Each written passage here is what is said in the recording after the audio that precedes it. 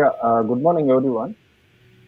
Introduction. I'm Mr. Abhilash studied his UG in our department in the year 2012 to 2016. He got 2 to 3 offers in our campus and joined in Cognition Technology Solutions. Worked for about 2 years, and then he did his master's in University of Georgia, where he worked with Dr. Frank Lee and finished his thesis in the same field and managed to publish his research in an 8-year conference. Research in computer science and mathematics is what excites me the most. He is going to deliver a speech on research in machine learning.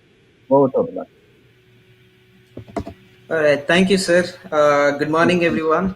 Wow, it's been long that I started.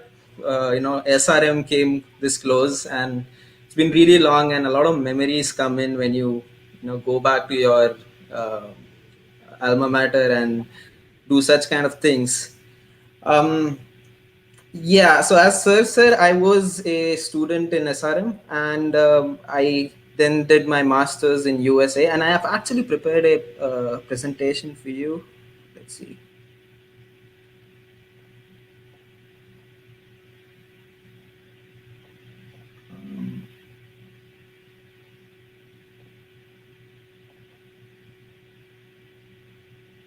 All right.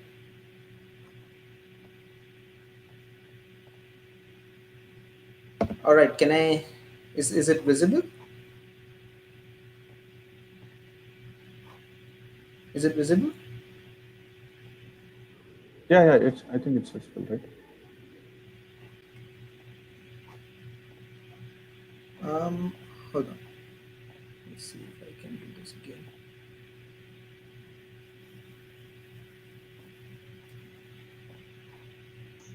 Abhilash, share your screen again.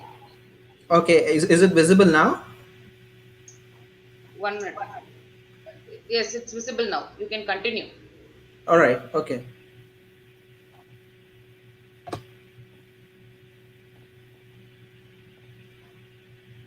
Right. Okay. So all right, so the topic is research in machine learning, and I'm gonna. I've thought about it. When I was asked to deliver this talk, I thought about it as to how I should really, talk about research in machine learning, and I really believe if you want to do research, there's no other way to learn it until you do it yourself.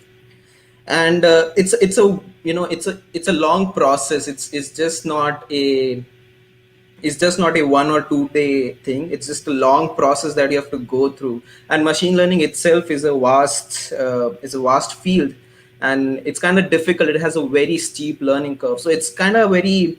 I was uh, in a stalemate here as to what and how should I present this talk. But then I came up with a theme by myself where I would want to tell you guys about mathematical intuition of machine learning and how research is involved with that.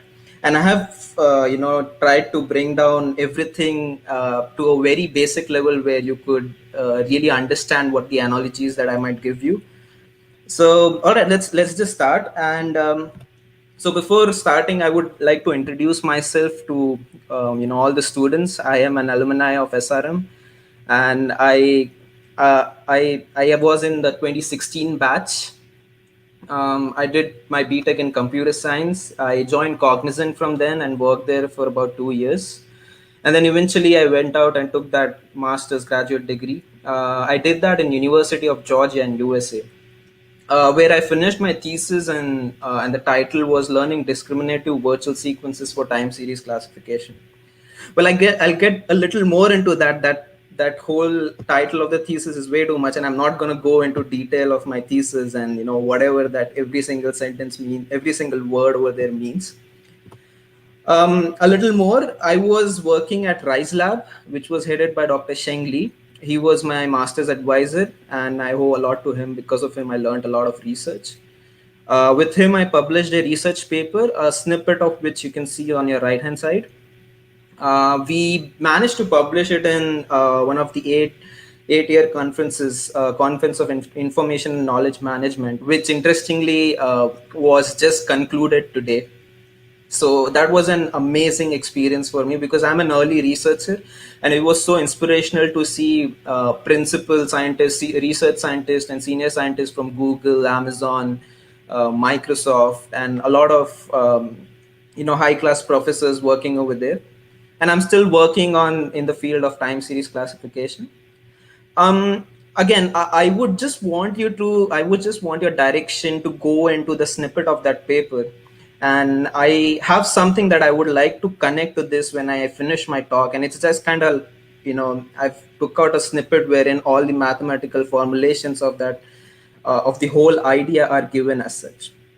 But we'll talk about that, and it's not really that difficult. It took me 1.5 years, yes, but as you know, if when I recall all of this, it seems very fundamental and very basic to me, when it comes down to that. All right, so let's start with the first word in our title, and it's called research. And as I said, I really believe if you really want to understand what research is, you would have to do it yourself to gain a flavor of what it means. But over here, I'd like to go, about certain questions that would revolve around research in a very basic manner. How, what, when, where, and all these questions. I think I'm gonna make it as simple as possible for you guys. And I am coming from a viewpoint that, once you get out of high school, we really do not have um, a a research opinion. When we come out of high school, we went to college, everything is so big, this subject, that subject, that field looks very interesting, this field looks very interesting, I hope I get a job in Google. All these questions are very much, they come up in your head a lot. And research is kind of little bit different from all of that, and we'll go into all of these questions, as the presentation goes on. Right. Now, the second word in it, machine learning, research and machine learning. And I really do not want to uh, describe machine learning in detail, or its application. As you might know, computer vision, NLP, natural language processing, causal inference, metric learning, recommendation systems. And I'm sure, if even if you're not aware of what machine learning is, I am I'm sure that you use it in your daily life. And to give you an example, when you go onto Google and just type out a single word, and you're completing your sentence, Google presents to you a lot of presents you a lot of suggestions, and that is an application of machine learning over there. Whatever you do in your smartphone comes a lot from machine learning. And I really don't want to go into applications of machine learning. Those are very broad and very well known to everyone, although we will go about intuition of machine learning. And I will tell you what machine learning exactly is. Right. So, what are we going to do in this presentation? Are we going to talk about formal definition of machine learning? Not really, no. Are we just going to go over, sklearn, TensorFlow, or PyTorch? No. And those who are not aware of sklearn or TensorFlow, these are all libraries that are very common to a machine learning scientist or a machine learning associate as such. Right. So, is it going to be about ML models as such? And I'm sure you might have heard a lot of ML models, neural networks, because that's been in the hype lately. I would say to a very small extent, yes. Or will it be about research papers? Because we're talking about research. So, will that be about reading research papers, or how do you grasp the basic information of research papers? I would say no, that is not the talk. And as I mentioned, the theme that I thought for all of this was mathematical intuition. And I hope you realize the beauty of maths when you think about machine learning, or if you're planning to go into machine learning.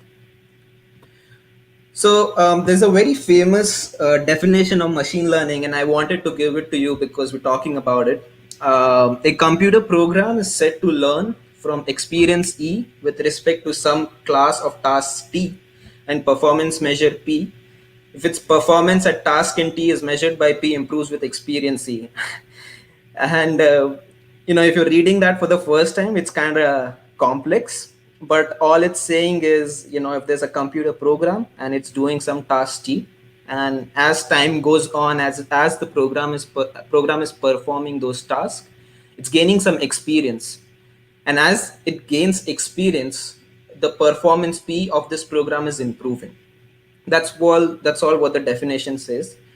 And I have taken quite a few courses on machine learning during my masters and online, and I've read a lot of um, articles on machine learning. I'm involved in a few committees where people discuss about it, but there's not a single definition that would be accepted as the society standard as such, but this is most widely used altogether.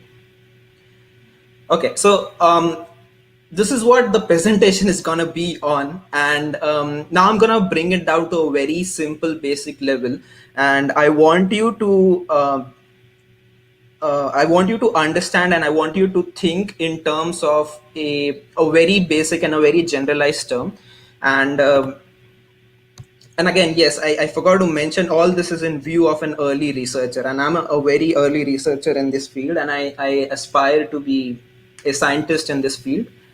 So this view would be interesting to a lot of you, because I have just learned all these things that I'm going to tell you about. So this is kind of an interesting thing. All right. So I'm gonna, start this thing, and I'm gonna ask you to recall your journey when you were a kid. And of course, that picture is from Boss Baby, the movie, and it's an amazing movie. If you haven't watched it, go watch it. But again, let's go on a journey where you were a kid.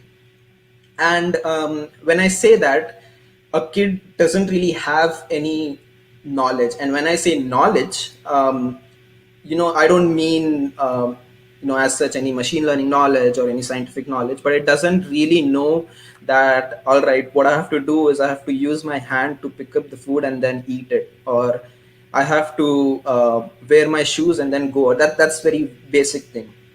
So think down to that level, and think about this. So when you were a baby, and you had a little bit understanding, would a baby recognize anyone when he or she sees the guy for the first time? And it's a very simple question: does a baby recognize everyone just after looking at them? And maybe this thing, maybe even adults might not do it, but a baby would definitely not do it. And the answer is yes, obviously no. And what I want you to do is to hold on to that thought, that a baby would not recognize anyone when he or she has just seen that person. All right. So the baby grows on. The baby grows, and what does happen? You start looking at pictures of animals. You do certain things, but one of those things is you start to say, okay, this is red color, this is green color, this isn't, this is that animal, this is this animal. And what would happen in such a case?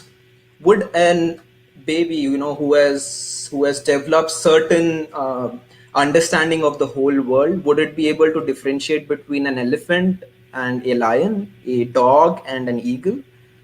I'm pretty sure the answer is yes. As the baby gains experience, again, relate this back to the definition of machine learning that we were talking about. As the baby gains experience, it would learn, and its performance would improve. And again, I don't want to compare a baby to a machine, but that is how things go on, and that is how machine learning is thought of when you go into research field, and that is how people really develop machine learning programs and algorithms. All right. So that was true, but what happens when the baby looks at a zebra and a horse? Over here, if the baby does not know that the animal is a zebra, you wouldn't be able to recognize. But what happens when over time, when the baby looks at a lot of these pictures, or a training phase? Again, I'm relating it to machine learning phase. the baby will eventually learn to distinguish between them, right? So as soon as the baby is gaining experience, it is learning to distinguish between clearly between a zebra and a horse. Okay, so I guess you got my point as to what I wanted to tell you. And as as the computer program gains experience, its performance increases, and that's a small intuition that I wanted to give you as to how machine learning programs were thought of. And again, I mentioned before that I wanted to set up a theme, was of mathematical intuition with machine learning and research. And I'll really ask you to bear with me over the analogies that I'm trying to give you. I have If you just look at what I'm trying to say, and then eventually when we connect it to machine learning, it will all make sense to you. So all right, consider this example. You have a point B and a person A and person B, and both of them are moving towards the point B. Again, we have to be very precise when you're trying to do research. The speed of both the persons are same. But what do you think? Who's gonna reach the point B earlier? Well, it seems that person A is kind of closer to the point than person B, and you would say, yeah, person A is gonna reach the point B earlier, and that is correct. I cannot say that is wrong. But as soon as you saw the problem, your brain went really quickly and did all the calculations that were required over here.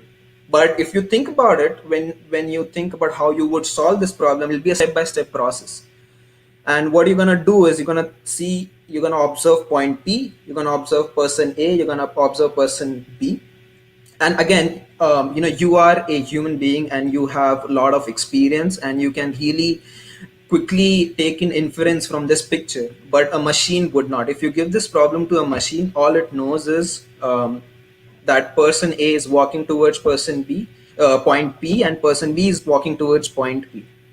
And that is all the machine knows. It doesn't know if person A is close to point B or person B is close to point B. And in fact, when you think about it, you would also look at the problem the same way. And what you would do and what you actually did while thinking about this was, you calculated the difference between the position of person A and the point B, and position of point B and person B.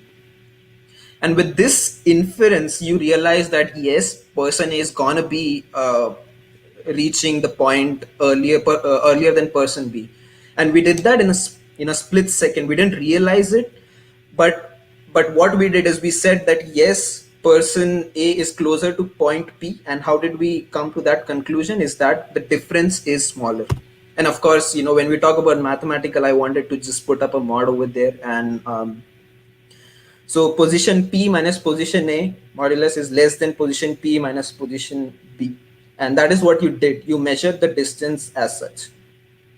Right. So this was one quick example as to what you would do, and what you actually did, and what a computer would do. And it's kind of the same thing, only except that you have excuse me, only except the part that you have you can infer a little more than a machine where the machine was not really trained onto it. Okay, so let's move on to the second analogy. And over here it's a football field, and we have we have all the 11 players on both the sides, and the middle guy, which is really uncanny. I couldn't draw it properly, please excuse me for that. But yeah, the middle guy is supposed to be a person, let's say it's you, who's trying to figure out which player is in which team. Okay, now there are conditions over here. Every player except the captains, which are identified in blue and red on either side of the guy, are every player except these two guys are identical. And you can't really figure out who's who. Well, of course, again, your quick thinking and you looking into the picture, your inference says that, all right, the players behind red guys are from team A and behind blue guys are from team B. but a computer does not know this. And what you did over here was, again, you just looked at everything, and your inference was so quick that you figured out the whole problem in a split second. But again, if you just think about it, a computer does not know anything what you inferred. It was just given a set of numbers. If you are talking about a computer vision problem here, a computer would look at this image of football field and take in a matrix of numbers and then try to do some calculations. If you are just giving positions of players to the computer directly, is trying to classify these players into, team A or team B, but it does not have the inference that a human has. But again, if trained with proper care and proper training, it would learn what to do. So let's say if a test point P is given as mentioned on the screen, and in football you would say that that guy is a right back uh, player, and you in the middle, the ping guy, wants to see who this player is or which team does this player belong. Again, you don't have anything in your hand right now, but what you have are the distances, right? You do not have, well, if you just look at all the distances every here and there, you wouldn't really get anything out of it. If you just look at, you look at point P, if you look at right back of the other team, you would get some other distance. If you look at, the goalkeeper of both the teams, you would get some other difference.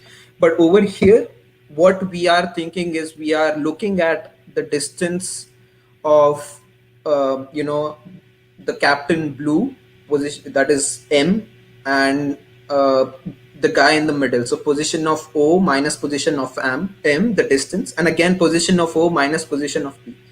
And over here, we are looking at the relative distance. Right. So, if you are to select another player from the other team, this guy wouldn't be as close to the blue guy than to red guy.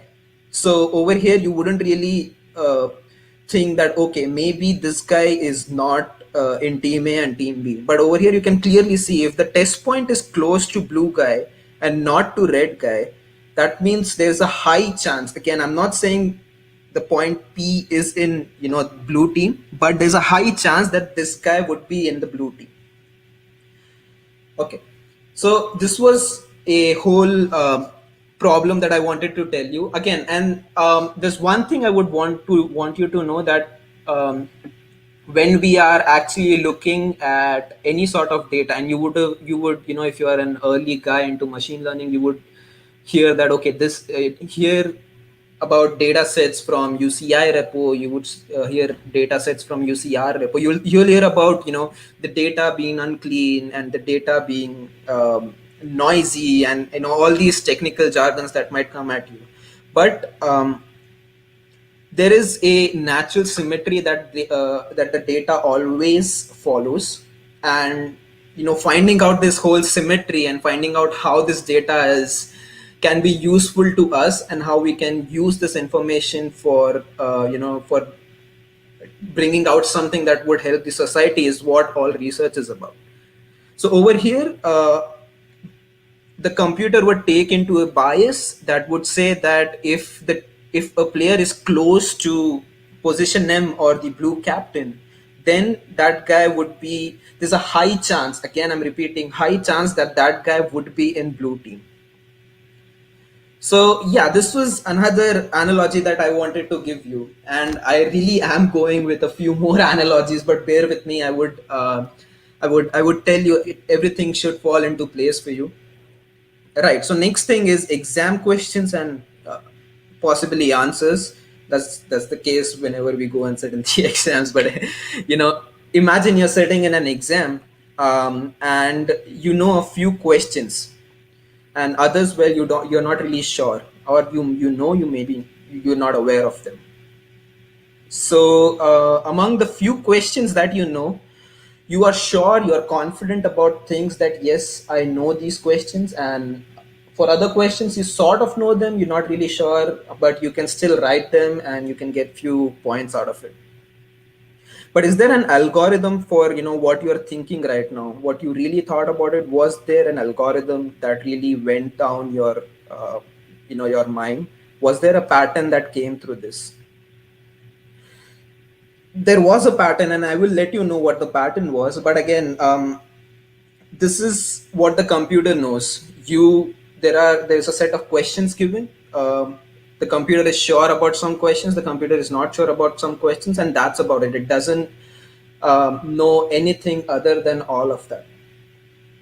So these were what was this all about? What was that all about? That I told you certain analogies, football field, um, two guys running towards a point, and then again a sort of algorithm that you might think of when you're sitting in an examination and you really don't know all the answers to the question paper. So these were some abstractions of some ML models, and I really want to go them over. We'll go over them quickly, but um, this is what a intuition is, what you are asking for, and it'll be more clear when we start about it. So right now I have discussed with you a model called linear regression. And what linear regression does is, on your right hand side, you've been given data points, and let's say the x I should have really labeled it, apologies for that, but let's say x axis is the size of the houses, and y axis is the rate of the houses. So a house with 60,000 square feet goes to about 15,000 US dollars. Okay, so what are you gonna do? You know that, okay, 20 a house of 20 square feet goes to about maybe 8 or 7.5. So a point is over here, a point is over here. You got 2 points, and a line can pass through 2 points. You draw a line. If someone asks you what happens when you have a house of 50,000 square feet, you would just take that equation of line and draw a line, and then you'll point that 50,000 on the line and check the value. So this is what a linear regression model is. And what we did with these two people, uh, we did the same thing, where two guys were running towards a point. Now just transform this point into a line, that is the red line on your right hand side, and the two people are data points, and you can imagine them to be the 2 points that I have mentioned in the circle on your right hand side. And what we're looking at is a loss function when you're trying to look into an ML model. So when you're looking at position of person A and person B, and then you're checking the difference between them, that is what you're doing over here. Over here, this is called an error, right? So this is what an intuitive explanation of mathematics behind linear regression model is. And why I wanted to give you a linear regression intuition is that you are trying to close that, you're trying to find out a line that is as close to these 2 points, and over here you're trying to find out which person will go closer, reach point B faster. Now if you get the analogy, you would know how a machine learning model would work, right? And now if you take a baby and you tell them, or you tell the baby that, all right, if you give the baby an example of these two person, it will not realize it at the first time, but over time it would understand, all right, yes, this is what is happening. And maybe he would come up, when you give them a picture of two trains trying to come closer to a station, the baby would then do the same inference that it did with two people. And over here, computer program is that baby that is trying to figure out and trying to do the same inference. Now, I wanted to tell you this because the computer program that we program, or the machine learning model that we do not really, the program does not really have your inference. It does not have that human inference. All it knows is just numbers. And when it just knows numbers, you can't really ask, you can't really expect a computer program to bring out an inference and tell you, all right, when I'm driving a self-driving Tesla, I am not supposed to hit a pedestrian. No, it wouldn't, it wouldn't do that. It would take in the picture. A picture is basically numbers in matrices, and it would do calculation on that matrix, and then it would figure out, all right, there's a pedestrian going on, and I wouldn't do it. Or, and on the other hand, a person who's driving a car, a quick thing would go in and it would say, all right, there's a person, I'm not supposed to hit it, the car would stop. The point is, both the person and the computer are doing the same thing, but there's a difference wherein, a person has accumulated years of experience and the computer program hasn't. All right, so let's move on to the next example. And it's a very famous and very efficient algorithm in machine learning. It's called support vector machine. And those of you who are a little bit aware of what machine learning is and how things are, I'm pretty sure you're aware of what SVM is. Over here, we did the same thing, and what a SVM would do is, if you could direct your attention to the 2 points that I've mentioned as support vectors, what's gonna happen is, this algorithm is gonna classify all the data points behind this point as class red, and all the data points behind this point as, I guess, cyan, or green color. And that is what we did when we were talking about the soccer example over here, right? We wanted to know uh, the chance, the probability of this test point to be in one of the classes, and we realized, all right, this class is exactly closer to this one, and that is why we label it as a blue team guy. So if you now relate to what I was trying to tell you in that football example and this SVM, um, I think the mathematical intuition of this becomes very clear. And again, I just repeat, what SVM does is, SVM is a very, this is probably, the third or fourth algorithm you would learn when you start doing support vector machines, or start doing machine learning. And it's a very general and a very efficient algorithm that has been used for a while now. It has been replaced by neural networks, and I have a couple of sites on neural network as well, and we'll talk about it. But before we had the resources to run a deep neural network, we were reliant on support vector machines. So anyway, so what SVM does is, it draws a line, from 8 to 8 that has been shown in the figure, and it takes in two data points which are closest to these lines, and whatever data points are behind this particular point are labeled as class red, and whatever data points are behind this data point are labeled as class green. This is what support vector does, and this is what we did in this intuitive example of football, that we were trying to figure out which, with the figure out the team of the player. All right, so let's move on to the third analogy that we spoke about, and exams and answers.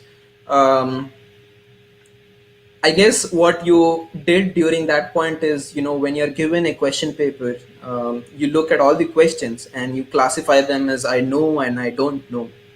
And then the questions that you don't know, you don't really go into that part, and you would try to solve the questions that you know. And then again, questions that you know would be, questions that you definitely know, and where you can give a pretty good explanation. You can give them a diagrammatical explanation.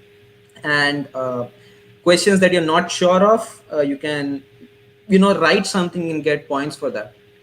But all this thing is, while I was speaking that, you would probably go through this decision tree, but what you would do when you get a paper is what this decision tree or this whole tree is showing you.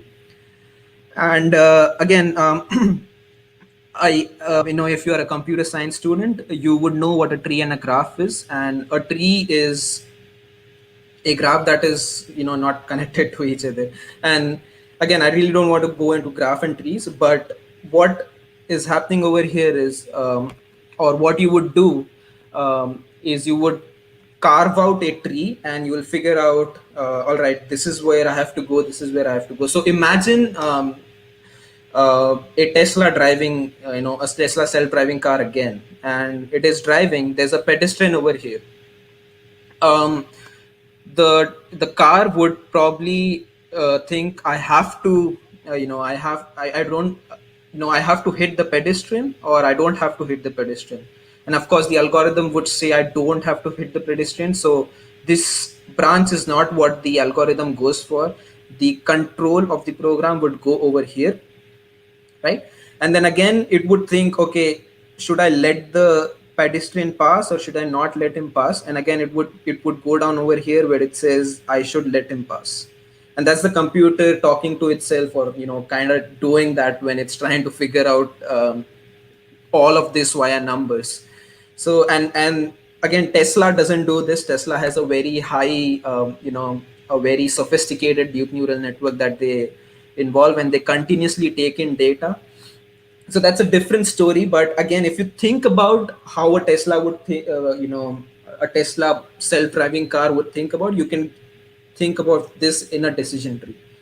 And talking about this in machine learning terms, there's something called as entropy or entropy loss that comes in, where you know a system looks at these two nodes and it calculates that if I go over here the loss is going to be less, and if I go in this direction the loss is going to be high. And that is how decision trees are modeled, and that is how they figure out everything. So I guess all the analogies that I gave you made a little sense, and my whole point over here was to for you to realize the mathematical intuition behind machine learning models, and how they work. That was the first point that I wanted you to go through. The second point was I wanted you to realize that a machine learning model works or thinks like a human being. A human brain is way too developed and way too fast for a computer program. So it'll be very quick. It has experience, it has accumulated experience, and with that experience it will quickly give you an inference and you'll be able to do that. But a computer just has few vectors of numbers that he has to that the program has to deal with and figure out a proper way.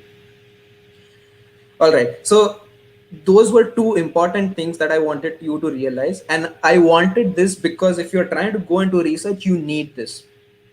Okay, so what was the whole point of it? Why would I tell you so much and expect you to understand everything that machine learning model does? Well, again, now I want you to think about that paper that we went through in the second slide, and it had a lot of mathematical formulations, right? So let's start at looking at the following equations. It says W transpose X minus V, and do not really look into what W transpose is, X is, and V is. But with our idea of mathematical intuition, we know that what is happening out here is we are looking at the distance between a quantity which is identified by W transpose X and a quantity which is identified by V. And what we are trying to do is trying to figure out a distance between them, right? So distance between two vectors, W transpose X and V. Again, Vi minus Vj is distance between Vi and Vj. And if you get this intuition right over here, what I would like to tell you is when you are doing any sort of mathematical calculations, um or let's talk about a machine learning algorithm. The whole point of doing a program is so that our loss really goes, we have very very less loss, right? So if you are again, if you have a self-driving Tesla, our goal is that we should not hit even one pedestrian, and that is when our model, our car is successful. So what we do in machine learning is we try to minimize this loss, right? And when in mathematical terms, when we are trying to minimize something, we look into differentiation, and that is something I expect you to know. Differentiation you might have studied all throughout your first year, or if you're a fresher, I'm pretty sure you must have read and understood it in your high school. So why I showed you these equations was that this is my whole research, that you might have seen that in that research paper that seemed like a lot, and over here you would see, all right, this is way too much, because there are like I don't know, 7 summations that have come out, then there is some lambda, and then there's some f in the subscript. You don't have to worry about that. That is if you're really getting into research, you would really want to know what every single thing means over here. But again, our intuition was over here, where we are trying to reduce the distance, or we are finding out the distance between these two terms. This is a vector, this is a vector, we're trying to find out the difference. This is a vector, this is a vector, we're trying to find out the difference. Now, as I mentioned, if we are trying to make an algorithm that has very little loss in terms of maths, we would apply differentiation, right? um, before you do differentiation, if you just look at all these summations, you don't really have to worry about it, because if you can do this particular equation, w transpose x minus v, this is just a little more tedious version of this. If you can think of what this is doing, you can definitely do this, because you just have to go through all of this one by one and figure out. It's going to be a long calculation, yes, not denying that, but it's going to be easy. I mean, that's the whole, you're getting an algorithm out of it, right? So you are ready to do that. So if you really are bothered by these, just forget all of these summations that are there, and then it'll be much more easier for you. Now what we are trying to do is we are trying to minimize this whole thing, right? Now we have distance between them, and we are trying to minimize it.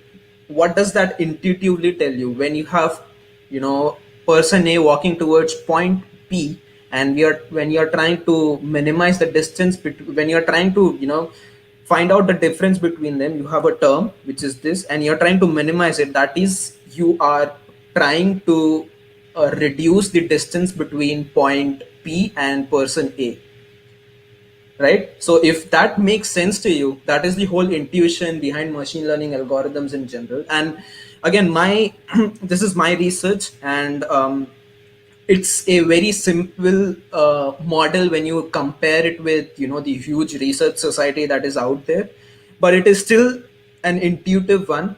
And I believe you can get an intuition out of it. So w transpose x minus vj, we are trying to minimize it. That means we are trying to bring these two vectors closer to each other, and I guess that makes kind of sense, because when you're trying to think about point P and person A coming closer together with mathematical terms, you are differentiating it, right? And this is another term in my research, and again, you're trying to find out the difference. You're doing the minimization of whole thing, so you are trying to reduce the distance between certain things. Okay, I'm gonna explain a little more about this thing, so that I guess you would connect a little more intuitively with this, right? So now think of a box where you have circles and triangles, and you are supposed to segregate circles and triangles. And what would you do? You would just take out a circle and put it on left side, take out a triangle, put it on right side.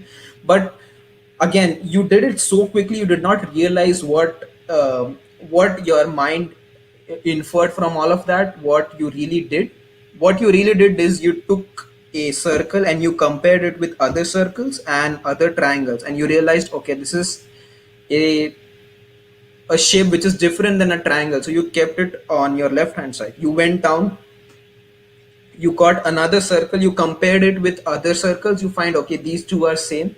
You compared with triangles, okay, this is different, and you put it on the left again. All right, so if you think about it, a computer program would do it the way I just told you.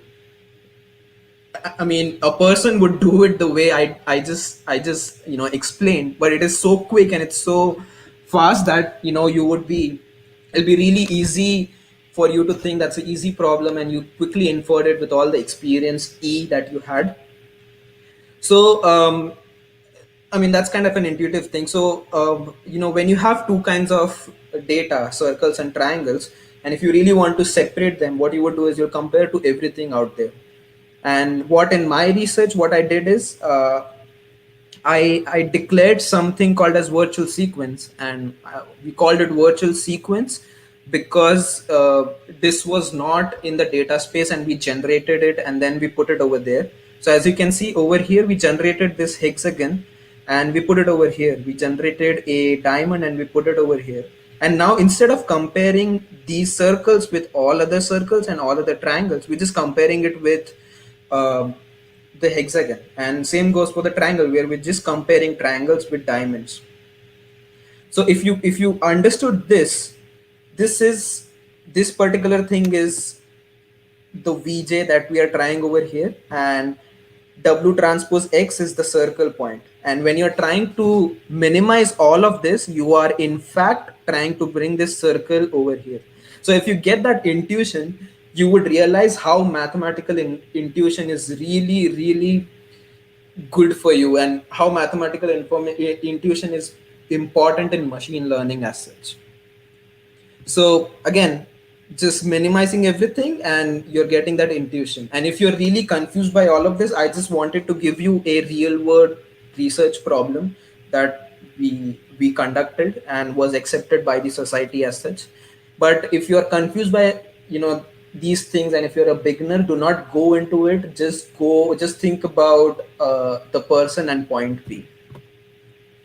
All right, so that was all about machine learning, and how you would do that and mathematical intuition behind it. But what is the goal of research? And this is what my advisor told me, that I used to go to him, and with machine learning you have found out something accuracies and some you go to him and say I got 90% accuracy, and he would tell me no, this is not the case. Then he one day asked me to sit down and told me research is not accuracy. Research is just not, you got 90% results, you got 95% results. That is not what you call research. When you're doing research, you develop something so that you can motivate some other researchers with your work, and you give something novel to the society. So when you're doing that, hopefully, you never know when my algorithm would be developed even further, maybe 100 times, and then probably used in the health field. There is a application of my algorithm in health field.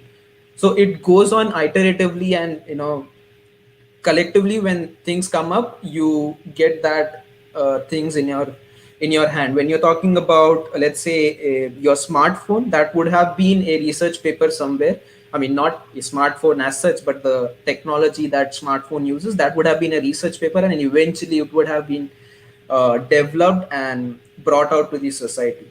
So you develop something so that you can motivate some other researchers with your thought process, with what you give. And second, your research should be something novel. If you do the same thing, it's not something new that you're giving in, and you're just investing your time on the thing that has been studied and has been known to the society all along. Right. So before I end this, I really wanted to give you an intuition of neural networks again, because this is the hype, and you would probably hear it in every article. And if you read a book on machine learning, you would read the word neural networks. And if you look at the analogy over here, it's researchers thought about it, and researchers thought that how we conceive things is you know via neurons, right? The neurons pass in some chemical messages, and which is passed from our body to our brain, and the brain processes it, and we realize, we understand, all right, this is what is going on. So the same analogy has been used in neural networks. These are the neurons, these are connected, a message may be passed. Probably this is the neuron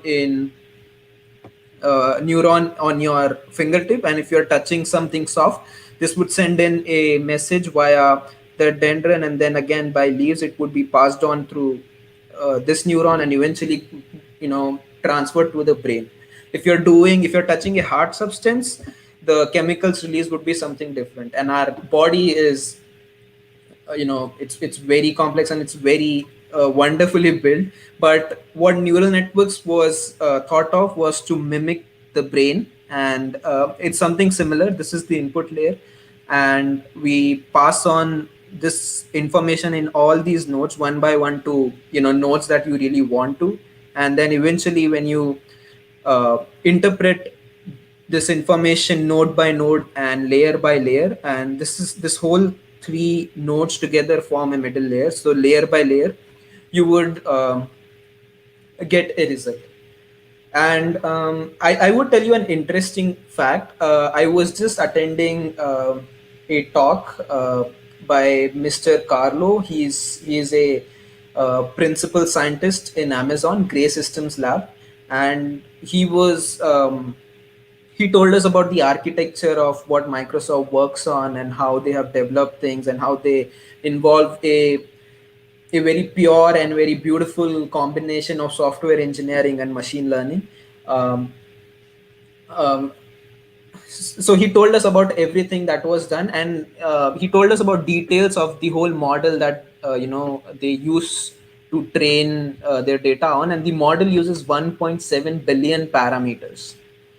So if you can if you can even imagine that many parameters, and there's a very low chance that these parameters would be all these parameters would be same. All the parameters would be different, and with every number that we are getting a different result. And that is how they are developing and using all of their architecture. So, a quick intuition of neural network again. This time a little more mathematical. So consider a vector, and these are some random numbers. You don't really have to wonder about what the numbers are. You apply a neural network, and the output vectors is something really different. So you have about four vectors over there, and you have a vector that came out which is about of three elements of 3n length. Now, the next line says, where will you play football better, on a field or your bedroom? Is that an unrelated question? It's sudden, but it's not unrelated with the talk that we are doing. Why I said this is, and of course, the answer to the the third statement that I mentioned is a football field, right? So what happened is, when you are trying to play football, you don't do it in your bedroom. You go into a football field. Consider your bedroom as a data space, a football field as a different data space. Now, if you really want to play football, which requires a field, you are moving to a different data space. With neural networks, you have a vector, or an image that is about, let's say, 10,000 parameters, right? Instead of these four mentioned over here, you have about 10,000 of them. And we are not really able to apprehend or understand what these 10,000 vectors are telling us. So we need to find a way as to what these 10,000 vectors are, these 10,000 numbers are telling us, so that we can use this information, and our Tesla might go and drive out to be really good. You pass it through a neural network. So initially your 10,000 vectors is your bedroom, and when you pass it through a neural network, you get it about 1,000 elements in a vector, and that is your football field. And now you can really interpret this 1,000 parameters or 1,000 elements in that vector, and that is what neural network does. And it does really, this is what the whole idea is. So uh, when you are applying a neural network, this is something you can really think of. So from 4 to 3, yes, that we can interpret the whole data, and we can use it now. But if you have 1.7 billion parameters in the Microsoft architecture, you really don't know how many input variables they might have. And if they are passing, imagine a neural network with 1.75 billion parameters, how many hidden layers. Over here we just have about in total we just have 3 layers, but with 1.75 billion parameters we might even have more than maybe a lakh layers over there. So that is how nowadays everything is being worked upon, and that is a good this is a good way to really infer what a neural network would do to your data. So I really wanted you guys to know about this because when I started learning, I really did not understand what a neural network is doing, and uh, it gave me a lot of irritation. It irritated me because I couldn't really understand as to what is happening. People would show me videos and they would pass one image in a neural network and get two different images. They would stop the neural network in between and get a different image. I really couldn't apprehend that what is going on with it. But slowly and slowly, of course, you'll have to spend time with it, and I did that, and I got a good intuition of it. And one of such intuition is what I gave you over here, as that it transfers the data point to a different dimension, wherein you can really understand what the data tells you, and you can really understand the information from the numbers, and then use it to develop your model. Okay, so if you're really interested in what in machine learning as such, whether it may be research, or you really want to get in as a data scientist or a machine learning engineer, or maybe a data analyst as such, you really need to have a good understanding of a lot of things. And machine learning has a steep curve. So if you really step in this area, make sure you spend time with it. Do not just leave it after a couple of months, because it happens with everyone. It takes you more than maybe 5-6 months to realize as to what is going on, and everybody gets irritated at that point. So if you're really stepping into this, spend some time with it, and sometime I mean more than 6-7 months, so that you get an understanding of what is going on.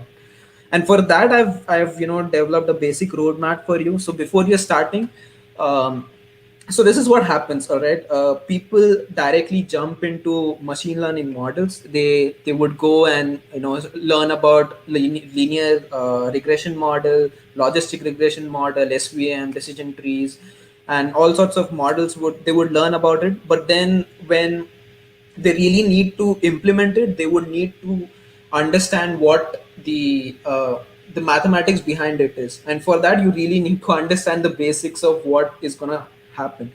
So because of that, I would really recommend, before going into models, or before learning, or before trying to solve anything with machine learning, have a clear understanding of linear algebra, probability, and all the fundamentals of statistics.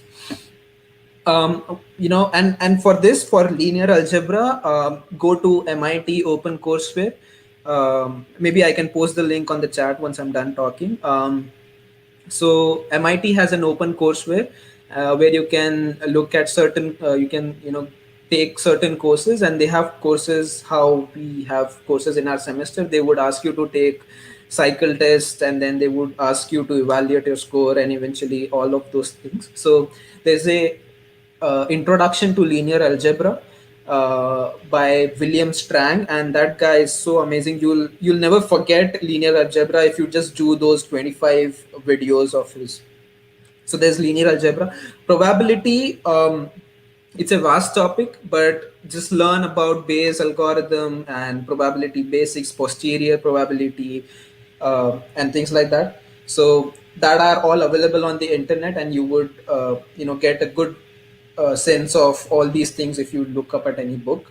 Statistics fundamental, yes, you need to know what mode median mean does.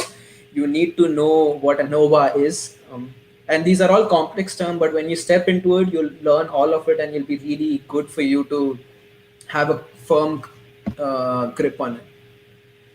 Once you're done with this, I would then recommend you to go into data science and machine learning, where you can visualize stuff, where you can really understand what the program does when you write it, um, what you can expect out of things. So if your program is really not performing up to your expectations, what you would do is you would have to go into details of the program, and therein lies in linear algebra. So you would not really understand what is wrong with your program. So that is why you need to step up from linear algebra to machine learning models. And then again, if you're done with all of this, and you are confident enough, pick a topic and stick to it.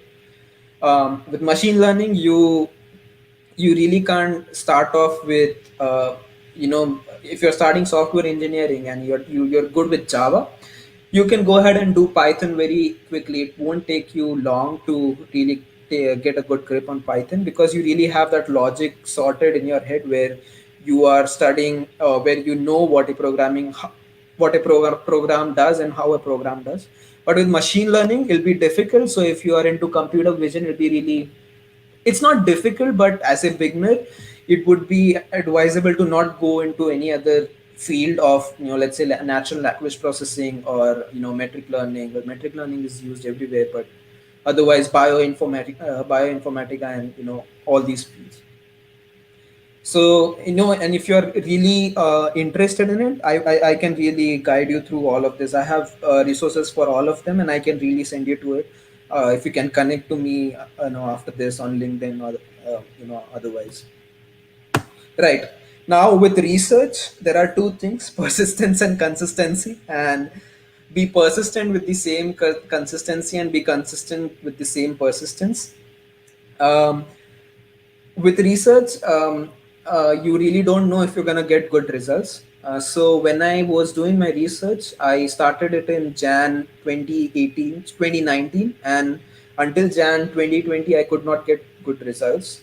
I tried about 5 to 6 different areas, but I was doing a master's in thesis, and I wouldn't get my degree, if I don't do my thesis. So I was stuck, and I had to figure out a way. Um, but once the January phase passed, we a lot of things started to click to us. Okay, this is probably happening because the data is arranged like this, and we learned all the nitty gritties of all of it, and we came up with an algorithm which was eventually then which eventually performed really good. So with research, you do not expect any immediate results. As I said at the start of the talk, it's a long process, and you have to go through the process. Uh, but when everything is done, the feeling is immense. The feeling of completing a research thing, giving something to the society, is really, really amazing. Right. So if you are really into research, I would recommend reading papers from all these conferences. These are top tier conferences, and their acceptance rate is really low. About So the conference that I was attending, CIKM, the second one, Conference of Information and Knowledge Management. This was, I think, about 3,000 papers, 1,500 papers were submitted to it, and only about 497 were accepted. So the acceptance rate is really low for all of this, and all these conferences, the papers that have been published here are really novel. They have improved whatever we had by a huge margin, by a huge percentage. So if you're really into research, read all these papers. You really wouldn't understand at the beginning, if you're a beginner, that what these papers say and what they really want to convey, or what they have given to the society. What was the point of paper? You wouldn't even understand that. But don't get demotivated. It's a long journey, and you have to stick to it if you are into research. um, yeah, or follow all these leading scientists, that is Antonio, Jan LeCun, Feifei Li. um, these guys have about a lakh citations of their work. They have more than, I guess, 1,000 patents, and these guys are really, really amazing. They are contributing so much to the whole field, and their dream of overall AI is very big. And you'll be inspired, even if you're not wanting to go into this field. You'll be really inspired with their talks and their whole way, or their vision for the whole AI field in general. Again, if you're really a beginner, I would suggest Andrew Ng's course on Coursera. It is free. Just go on Coursera and type in machine learning, Stanford University. Uh, Dr. Andrew is a professor over there, and he has his own company as well where he does AI research. But his course over there is free, and the intuition that he would give you uh, would be amazing, wherein you would actually fall in love with the whole topic of machine learning. Right, and I really didn't want to, I really wanted to take this opportunity to tell you, or you might be looking for jobs as well, and I understand not everyone wants to go into research field, but if you're really looking for jobs, these are few things that I would recommend. And this is for a computer science job, wherein you need to be really clear with your ideas of algorithms, data structures. How do I master it? All this is found all over the internet. There's no other way to really learn, understand all of it other than to practice them. And how do you practice it? Just type lead code on Google. You'll get a website that has unsolved questions. You solve them. You talk in discussions with people. You'll get a good understanding of everything. And if you really are you are struggling with this preparation of jobs, I can really help you. Again, just connect with me after this talk and we can go from there. And yeah, that's about it. So thank you all for attending this talk of mine, and I thank Lavanya ma'am and Jyoti Kumar sir for giving me this opportunity to present and to give this talk in front of you. Yeah, not only me and Lavanya madam. Actually, the support is given from our chairperson, HOD, as well as alumni coordinator, Dr. Annapurni madam also. Oh, okay, yeah. I mean, I would thank the CS department in general as such. Yeah, I feel it was a really an informative session. And I think since it's again deals about the research, I think there is no more questions posted. Yes. Yeah.